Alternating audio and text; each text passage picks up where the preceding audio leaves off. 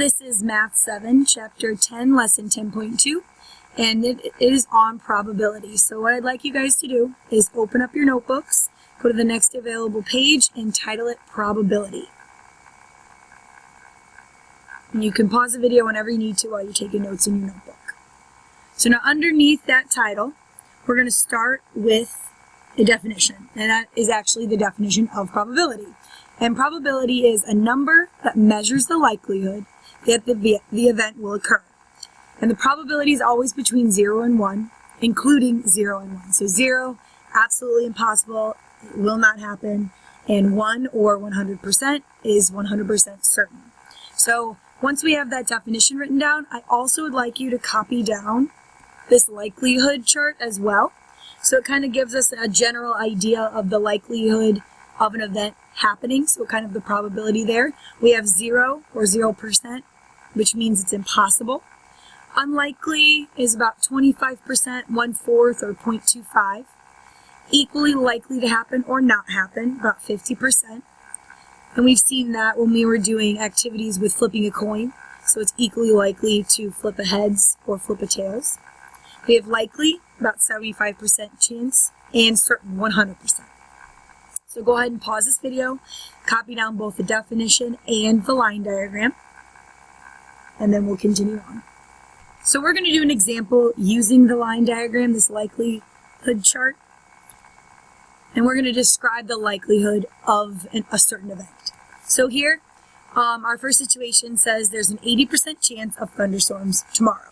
That's just something we're given, and we're going to use that line diagram and see where 80% falls. So if we look back at our notes and we look at that line diagram that we copied down, we're going to see where 80% would be, where it would fall on there, and that's going to tell us the likelihood of the event. So if we're looking at our chart, we'll see that 80% falls between the likely and almost certain. So likely, it's very likely if there's an 80% chance of thunderstorms happening. And this is something we hear a lot. If you guys watch the weather or when you look at your weather app, it gives you a percent chance. The higher the percentage, the higher the chance of it actually happening. So I want you to try one on your own. It says there's 100% chance that the temperature will be below 120 degrees Fahrenheit tomorrow. So here, again, look at that line diagram and decide where 100% is on that chart. And then decide how likely is this event able to happen.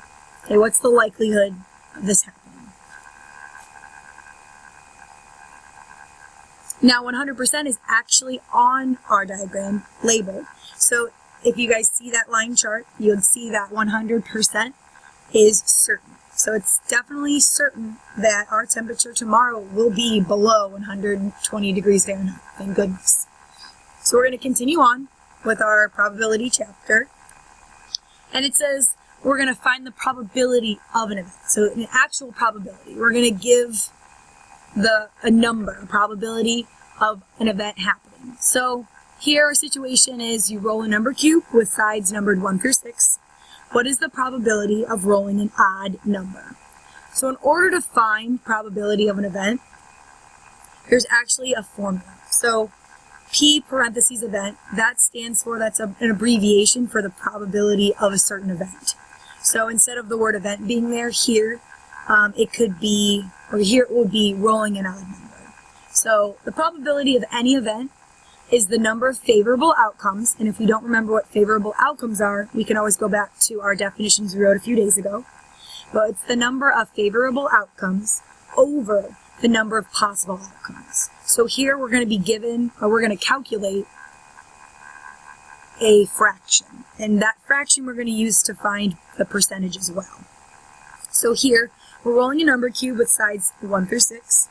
And we want to find the probability of rolling an odd number. So what we're going to start with is setting up our probability using this P event, number of favorable outcomes over number of possible outcomes.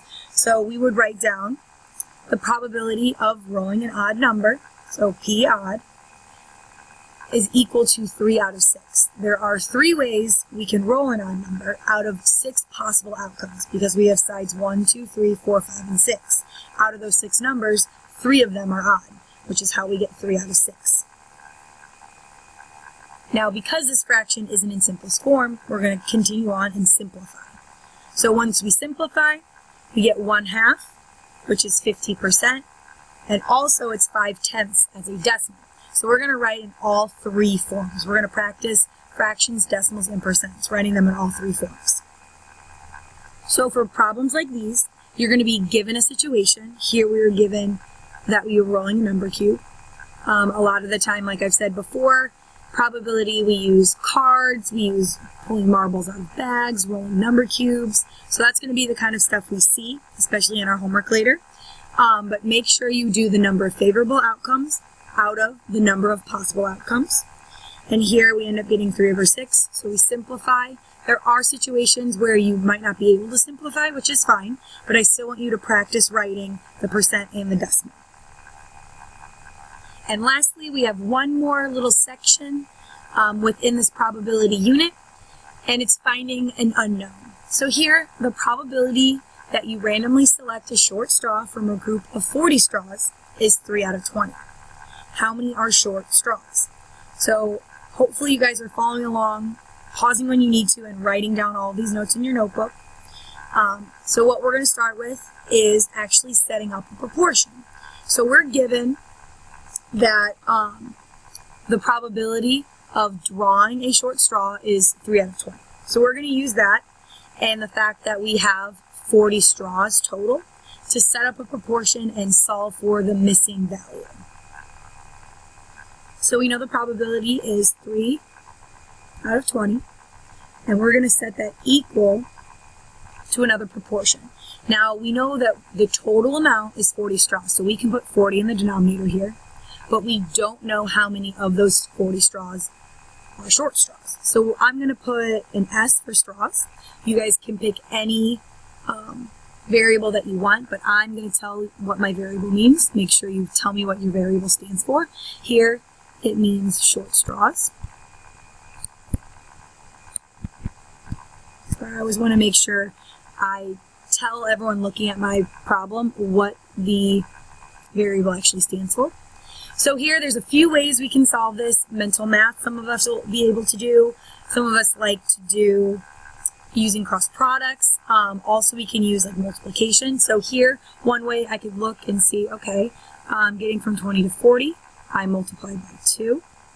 So I'm going to have to do the same thing to my numerators to get from 3 to S and multiply by 2. Using that method, I would find that S equals 6. I could also do my cross products if I wanted to do that. If I used cross products, I would have 3 multiplied by 40, which is 120, equaling 20S. And this becomes a one-step equation. Some of us are really comfortable with this method, which is fine. I divide 120 by 20 and end up getting 6 as well. You should always get the same answer there. So what we're saying here, out of the 40 straws that we have, knowing that the probability of picking a short straw is 3 out of 20, we know that in our group of 40 straws, there are 6 short straws.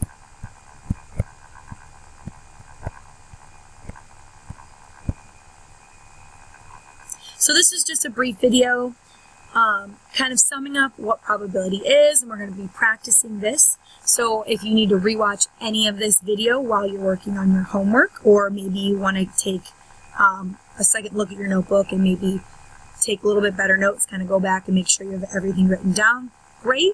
Once you're done, you can get in your RapJ and go to 10.2, that probability worksheet, and work on that in class. Hopefully this is helpful, and I will see you guys tomorrow.